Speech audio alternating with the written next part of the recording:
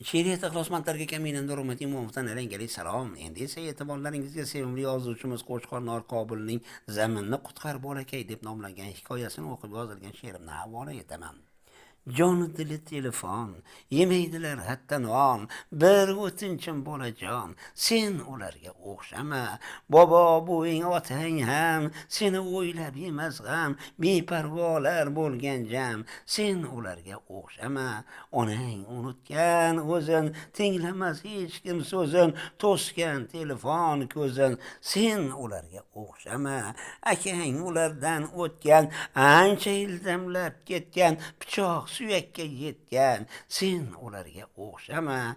Qaragin opajonga, yopishgan telefonga, qaramas sen tomonga, sen ularga o'xshama.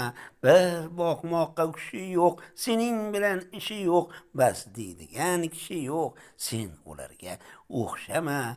Olarkan qanday rohat, o'ynar telefon faqat, qilib bo'lmaydi toqat, sen ularga o'xshama.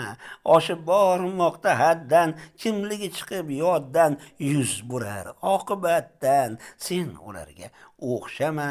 Kitoblarning holi tang, bosib qolgan yuzin chang, asablar bo'ldi tarang, sen ularga o'xshama. Ertaga qilar alam, o'qisin kitob bolam, umidi sendan olam, sen ularga o'xshama. Xalaskor bo'l zamin, ari tashvishin g'amin, yorit yoq dunyo shamin, sen ularga o'xshama. Nurmat Imomov, Qashqadaryo viloyati G'uzor tumani. Omon bo'ling, qadrli muxlis.